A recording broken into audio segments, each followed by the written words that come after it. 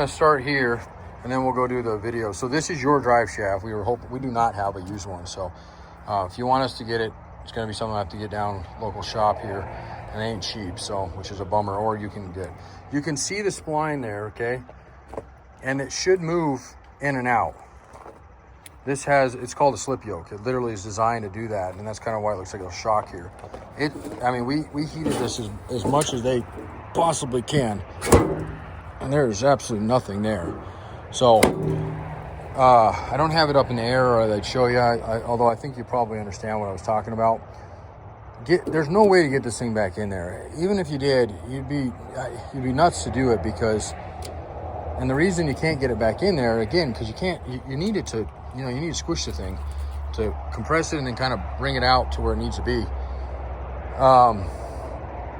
But I kid you not, I don't know if I have any up here. They're probably back in the core, but I get people in here all the time on those Grand Cherokees that don't replace these when they seize like they do, because a lot of times they don't know it. It drives fine. I mean, you don't know it does that, but they'll hit a crater of a pothole or a speed bump, especially if both the front tires do it.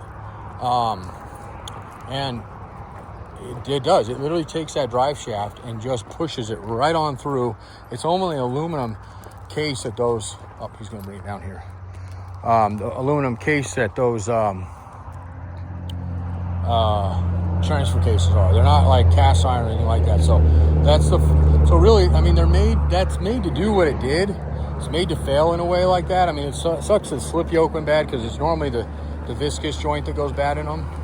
Here you go.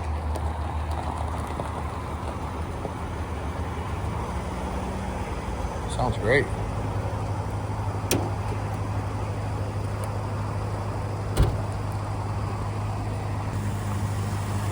All right, so look how quiet that thing is. Smooth as can be. Okay. That's exactly what you want. So your battery needs to be replaced. I mean, it's holding a charge, but it's old, and I wouldn't go through a winter probably on that guy.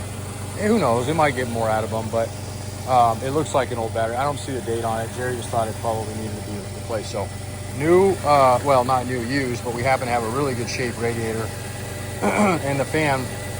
And I didn't charge you for any of that, because they had a manual fan on it. They had a mechanical fan, and I didn't put that back on it because I didn't know if it was supposed to have it. I mean, they did come both ways, but we didn't have one, and it was shot. So instead of charging you, you get quite a bit for those electric fans. The other thing is you had a plug on this thing that was packed full of dirt. So at some point, maybe before you owned it, I don't know how long you guys have had it for, or maybe while you owned it, without you knowing, maybe you knew, who knows. But somebody put a fan on it, and we didn't think it looked right. Partly it was blown out. I mean, that was part of the knocking issue it had when it came in, or was the knocking issue. But the other thing is that plug, so we were like, all right, well, let's call the dealership. The dealership said, indeed, yes, it came with electric. So we put it back to factory, and it's kicking on, runs good, it's cooling, yada, yada, yada. It's kind of hit or miss whether you like electric or not. It's kind of a moot point. I mean, personally, we usually like to go back to factory, but if you want to go back to a mechanical fan, the next time we get a Grand Cherokee in, if you want me to send it to you, it's not a hard job. It's pretty easy. The shroud pops off, and you can do. So you can see it down to the no more fan. There was a fan there. And that fan is really what was causing all the noise. Plus, it destroyed your shroud. And then the radiator wasn't hurt by that. It just was bad. And they may have caused that when they did that install. It's hard to say, but it literally split right out the bottom. So, but like I said, I gave you that stuff on the house. So the cooling fan is off your thermostat. So if you notice, it's not spinning right now. It's literally going to come up to temp. And I'm glad we caught it right now, because we just started the thing. You can tell it's on a cold start, which is what I wanted to show you. Okay. And then once it gets up to probably the thermostat at 195 or 200, somewhere in there, we just put a new thermostat. Yeah, so we're not even quite up to temp here. Great oil pressure. There's your oil pressure there. There's your blurry temp. It's focused on my finger. Apologize there. Okay, but once that guy gets up, and before I go on a test drive, we'll let it just sit here and do that. And then the other thing Jerry did is he recharged your AC, pulled vacuum, I gave you a deal on that, and I put those in the discount line, so you should be able to see those. And then I discount the labor. So I try to help you out as much as we could on the majority of it. It just was a big job for us. I mean, it's not out of our scope at all, but it's just, you know, we don't do a lot of Grand Cherokee. We usually try to work more on the Wranglers because they, frankly, are a lot easier to work on. But you know, when duty calls, we try to do it. So I'm just gonna sit here and wait to see if we can get the thing warm enough to. It's not cold out right now. It's actually kind of nice out. It's getting dark, but and I could go for a drive, I guess, and look at it here in a minute. But anyway, so it's plugged in, right? You had a plug for it. We plugged it in the way it was, and it's juiced off of or reads off of your temperature. So and oh, I think you can start seeing. No, something else I've seen. But point of it is that you know, these engines run at a good temperature. You want them running. You know, everybody had this idea back in the day to pull thermostats and, you know, make them run really cold. These motors don't like being run cold. They don't like being run hot. Obviously, that's a big no-no. But they also don't want to be run cold, and they'll run them lean and stuff. So you want them to, you know, you want the cooling system to work well and do what you want to do with it. So okay, I think that's it, man. I'm gonna take it for a spin here momentarily. And see if we can get it to keep itself on here. Getting there, not quite. And then I said this yesterday. I was trying to make this video last night because we got it done yesterday. You can kind of hear it. It's got a little bit of like a go-karty noise to it. It's your exhaust. There's holes in it.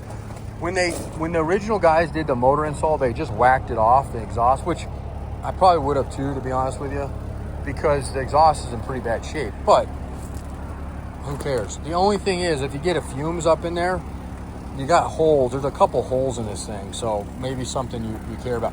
Depends if you smell it or not. If you don't smell it, I would just, you know, replace it when it falls off, kind of thing. It's not doing anything performance-wise. If you ever got a stalling or something, that might be a cat or something that's plugging up, but it didn't. I mean, there's no issues like that as of right now. And out there where you are, you might even be able to. I don't know if you have emissions, but you might even be able to get it to. What am I trying to say? To get it removed. Obviously, I don't want to put that out there for. You're not supposed to do that, everybody. Okay, but do what's that saying? So anyway, I think I'm just going to go on a drive because I'm afraid I'm going to lose my light. And then we'll come back and I'll pop the hood and we'll make sure that guy's spinning.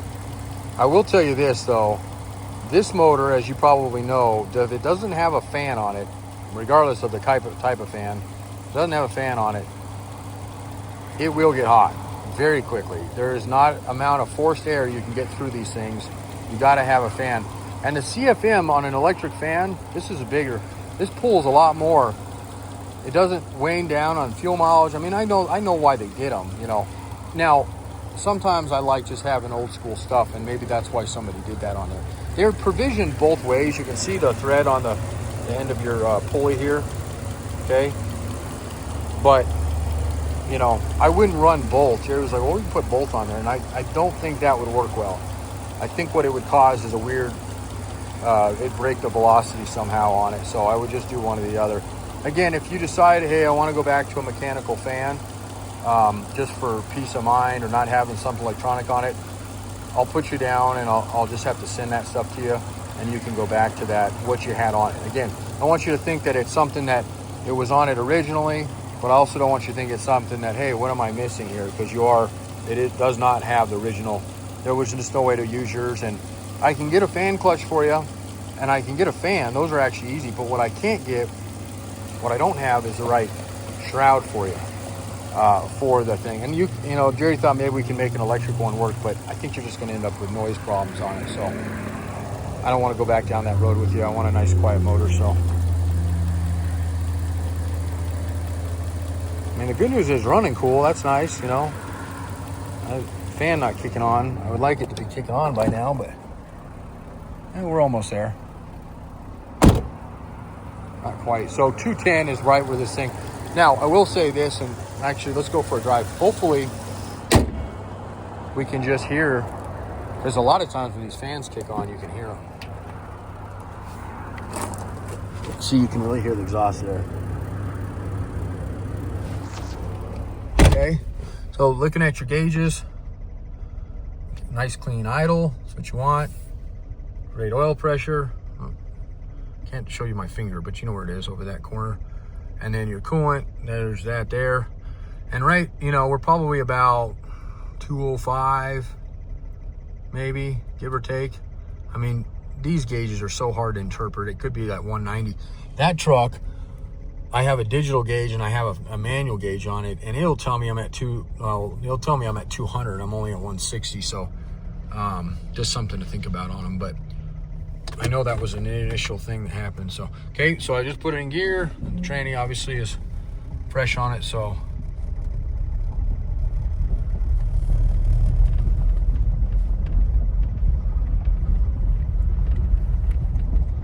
And Colorado just changed their law, so I gotta kind of conceal the phone.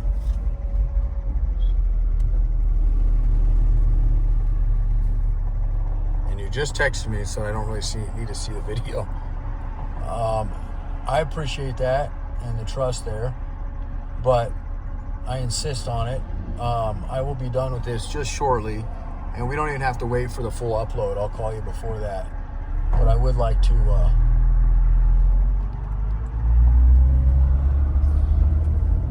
we'll just go up to the ditch road here.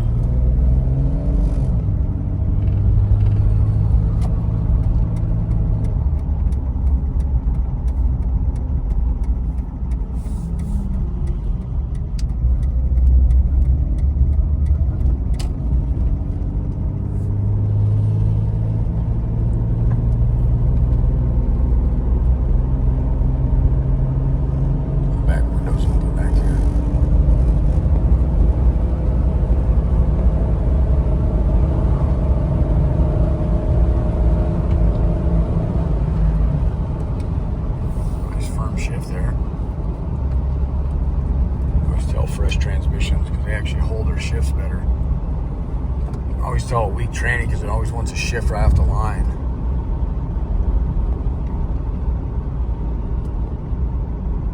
And I don't think I think we just put ATF4 in it. I always like to throw a conditioner in it, like a BG ATC. I like running that stuff in mine. I get good, especially out of Chrysler trannies. They seem to like that stuff. So, a little noise in your front end. Jerry's driven this a little more than me. I just kind of putt around the property, but the steering's a little bit. I mean, if you're on a dirt road, you're not going to notice this kind of stuff, you know, and I wouldn't get too critical on the little stuff like that, but it definitely has a little bit of a, the steering wheel's a little crooked, which is no big deal, but it's got a little bit of a wander. But that's all fairly easy stuff. Like I said, if you're in, you know, snow conditions and whatnot, the temp's still good on it. So,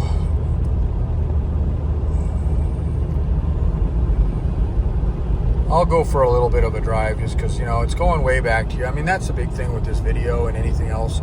And you know this already from dealing with me, but I'm a very thorough person. It's just so easy for people just to like, all morning I was dealing with, I hired this company to do a redesign on our website, and specifically told them several times, let me roll this window up. I think they're all down. Specifically told them, you know, this is what I'm going for. I gave them images, spent a lot of time on it, spent the whole summer designing the thing on my own. I just didn't really know the coding for the way they updated everything. And, there's a good bounce for you. Yeah, the shocks are, I don't know if it's the shocks that are, something's a little bit wobbly in it, but it's a Grand Cherokee with 300,000 miles. This thing's in pretty damn good shape, to be quite honest with you. I mean, surprisingly, usually they get this kind of miles and they kind of start imploding, but you've clearly taken, you know, care of it. And there's just some things, they're unibodies, so there's got to be some wear on it. You probably can't even chase some of the wear they get on them, so. But it shifts, I mean, look at this, it's driving like a dream right now as far as the shifting, the engine, whatnot, so. Beautiful sunset we're about to have. But anyway, yeah, so I started in August with them and finally, committed to one agency. And the worst part, it wasn't even an agency. Actually, it was a girl that was it was a coder in Vegas, or supposedly. And then found out just about a week ago that she wasn't even in Vegas. She's part of this group that portrays themselves as U.S. because they know they get better work and higher pay here, which is fine, and I have nothing against that, but I don't like being lied to. And we had a conflict where I was like demanding a phone call. I was like, you gotta have to call me. I'm not doing this emailing anymore. We've done this for months. So finally got him on the phone. And about halfway through the call, we weren't getting what we needed to, across, basically.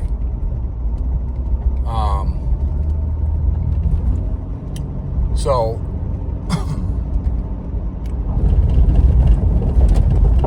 about halfway through the call, I gotta slow down. I'm going a little fast with these bouncies. Oh, by the way, on a second note, I was telling you that your fuel pump might be weak. Ever since putting the motor in, it hasn't done that. I don't think that's an issue. So I definitely put it on the perspective list, but I wouldn't go in there willy-nilly and do it. It's starting right up now, so it may very well that.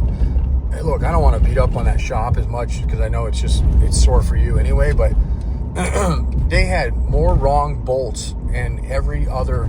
I mean, Jerry did his due diligence on trying to get your bolts back to what they would have been factory. They had misaligned bolts, wrong bolts, no bolts, and I'm sure some of that issue we were having was just not having a sensor or something plugged into it. So, your turn signal. I don't know if you know this, but your turn signal on your left side doesn't work. This is not something I'm going to get into. Just we don't have the time, and it's a little bit involved. You may already know that, but right side works no problem. Left side doesn't work. The reason we know it's not a bulb, because I was just like, well, just put the bulb in, because your hazards work. See? So your hazards work fine.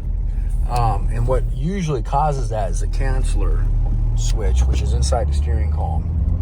So, either just don't use it or don't turn left, I guess. But anyway, so found out halfway through the phone call of not being able to get her to understand what I was trying to go for, because it just she had erased all my files. It was this huge stressful event the last couple weeks. But and on top of that, this is always kind of a slow time for us, so we've been just meagering along with pay, and finally got to a point this week where it was like, uh-oh, we're gonna have to lay a couple guys off this next week or two. So, but halfway through the phone call, I had this random dude pop up on the phone call, this Indian dude. And at that point, I was like, oh boy, what did I get myself into? And then I looked him up. I used Google Lens and did a back search on her photo, and then gave Google AI a little bit of insight what happened. And he's like, yeah, this is part of an Indian company. She's not based out of the U.S. And I spent all day filing reports on trying to get money back, and the money's not even important, it's the time. I had months into this thing. So anyway, that was my day. I'm actually feel really good about it right now because I finally got all the reports filed. So I wanted to get up to high speed for you here. This is the highway, so I'm going to pay attention to where I'm going. For as loose, and again, the steering's a little loose, but I mean, I'm one-handing this thing right now, and it seems to be great. So we're pulling a good little hill, not super steep, but we're definitely going up right now.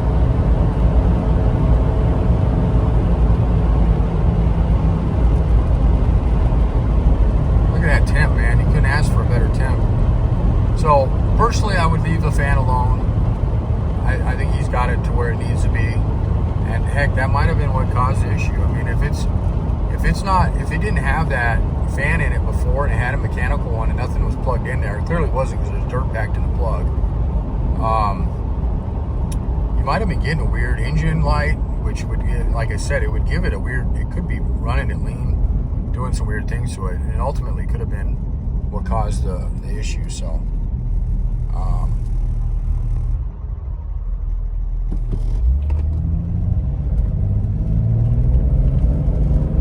So get off the line pep here. All right, buddy. Well, I'm gonna wrap it up. I know you're anxiously waiting on a phone call. I'll get this uploaded and sent off to you. And I gotta do one thing before I call you, just before I lose light out here. But I'd be happy to spend as much time as you need. I'm gonna go hang out with my kids tonight, not stay up too late. Had a real late night dealing with that problem last night. About 4 hours of sleep. But like I said, I actually feel really good about everything right now. I just, as far as that stuff goes, got it all done with. So, and I'm super happy. This was the first time I really drove your Jeep. I drove it a little bit around the yard the other day, but you know, we don't have anything paved in our yard, so it's super hard to like get a nice feeling for everything.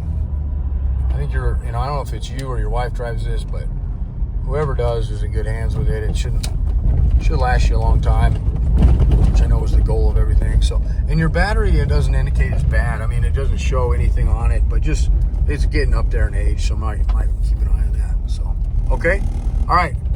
I know people out there are going to be like, well, what's this video for? Well, this is just a customer's Jeep that we're doing. Should introduce myself. Jeremy here, Jeeps Unlimited, partsbreakers.com, 303-666-9020. And yes, we do service work. We're not doing as much of it, or we're doing a lot of it right now because it's kind of what's carrying us, but we are going to dwindle it down because unfortunately our parts yard has kind of been taking a little bit of a bath with focus and everything on this. So how do you get these keys out? There's a button on these things or what? All right, I'll mess with that here in a second. Anyway, all right, thanks, man. Bye.